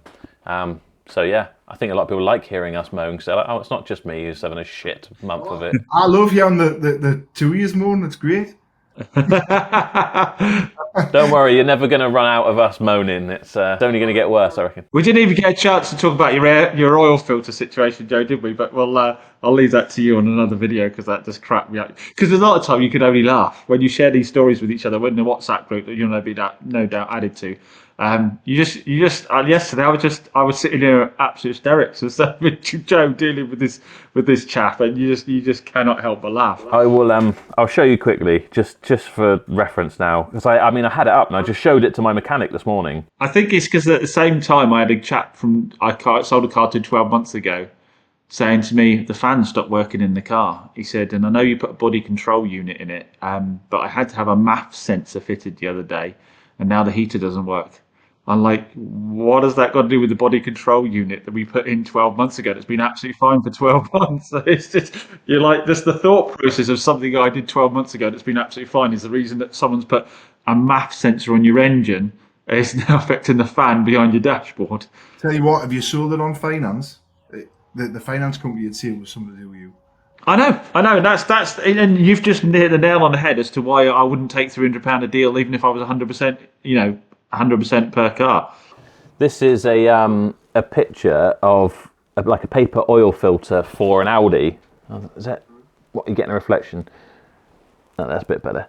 And basically you're saying I'm getting a timing chain rattle on cold start now, and it's because this oil filter that's been taken out after 2,000 miles after we serviced it when we sold it is disintegrating, and it's caused oil starvation and whatever. There's nothing wrong with the car, it drives fine.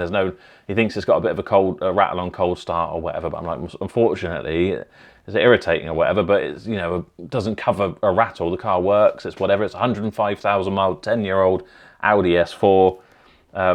But yeah, that is just because that one fin's got a bit of a wobble in it in a paper air filter. That apparently it's disintegrating and it's blocked his engine. And I'm like, no, that's just how some paper air filters look. You car dealers make too much money on cars, but because there's a wobble on that oil filter, I'd like you to do a $5,000 engine out, chain replacement, back in again, please. He's ordering another one with the same part number today to take a video of it to show me that it's got completely straight fins, and it's like, well, that one hasn't had 2,000 miles worth of oil through it for a start. A brand new filter in a box that hasn't got wet with oil is going to look the same as the one you've taken out after 2,000 miles. That's like testing a new drug, isn't it, on two people? It's like, oh, he had a really bad reaction, but he didn't. And it's like, oh, that explains it then. No, we're talking about these mass-produced.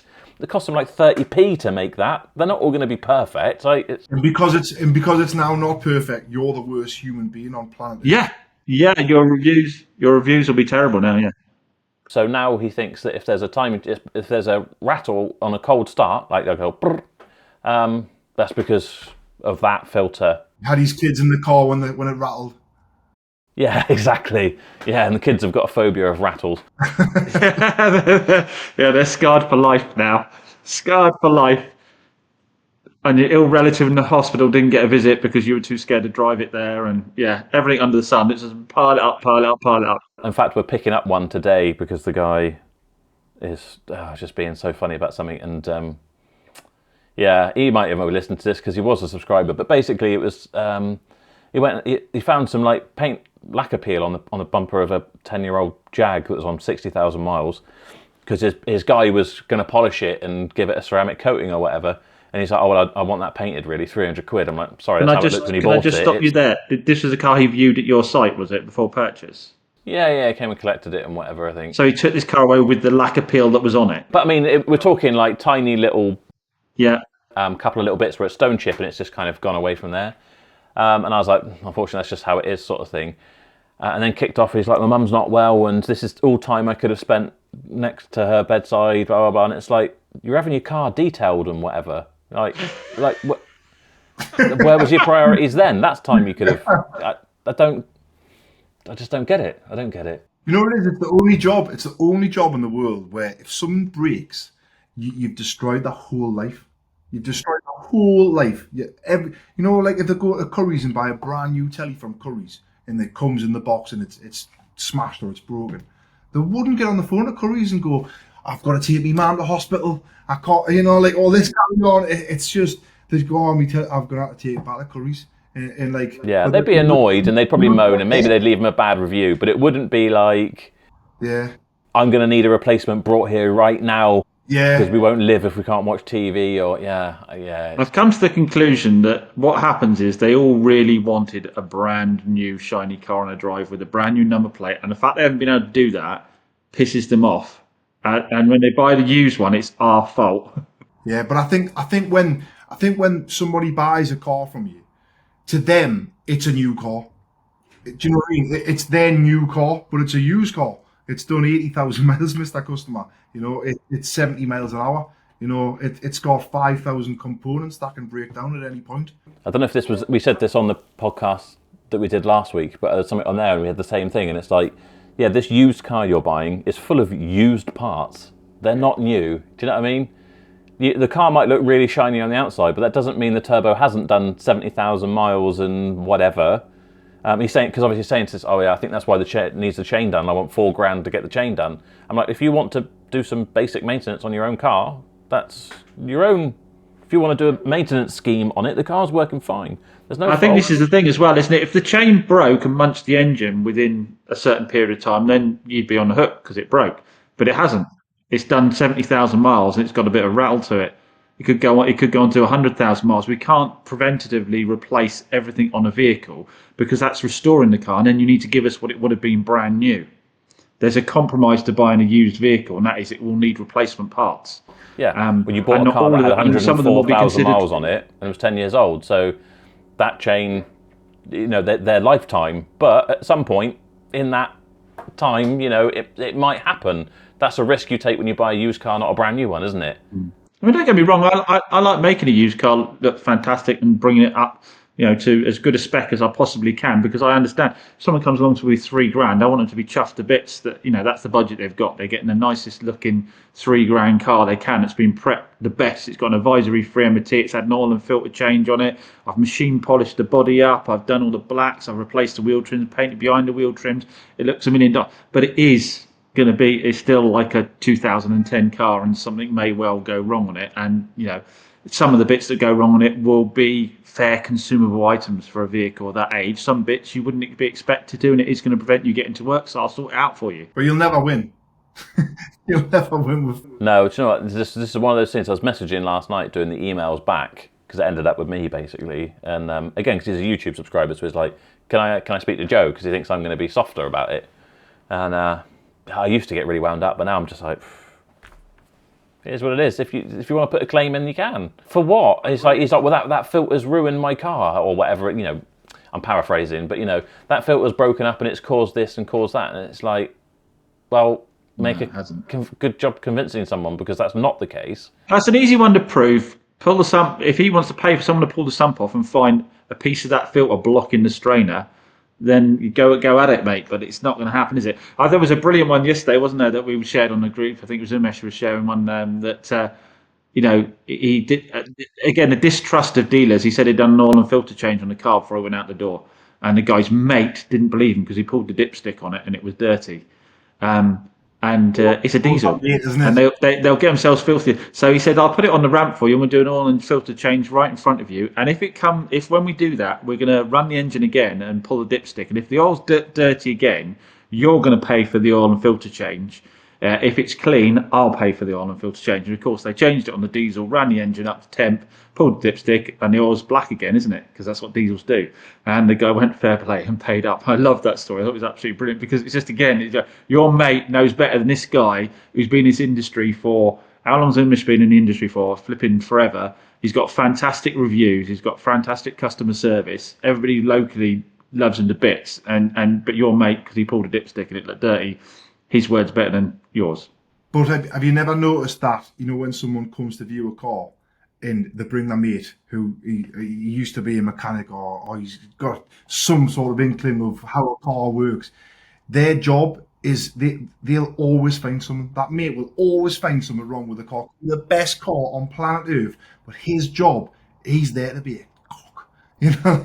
I'm going to find something on this car because I've told my pal that I know everything about cars. So 9 times out of 10, they if they come to look at a Porsche 911, they'll lift up the bonnet and wonder where the engine is. Do you know what I mean? They don't. Yeah. They haven't got I was about to say the same thing. It's when they ask you when the timing belt was changed on it and there's a chain engine. That kind of thing is you're like, right, okay, there's a bit of fun here. I find the same with it probably doesn't work the same with your kind of setup, Stephen. But if we get someone coming in, they're buying a car for their daughter or their wife. It's like the dad syndrome.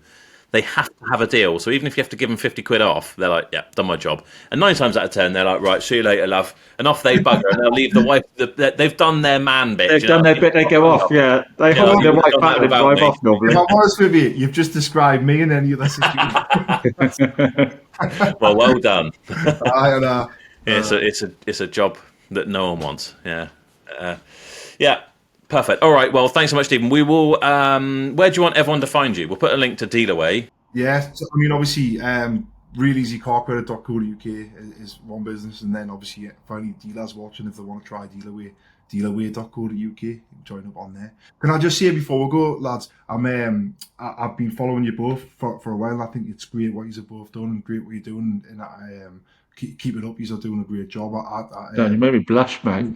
Oh no, and I'll be honest with you. When we started, and you said Dave wasn't going to be on, I was gutted because I want to meet Dave. I just love his crack. I think he's good crack, So we'd have had too many complaints with you with your Geordie accent and him with his Yorkshire I don't understand. Will James with his Devon accent, and I suppose whatever mine is.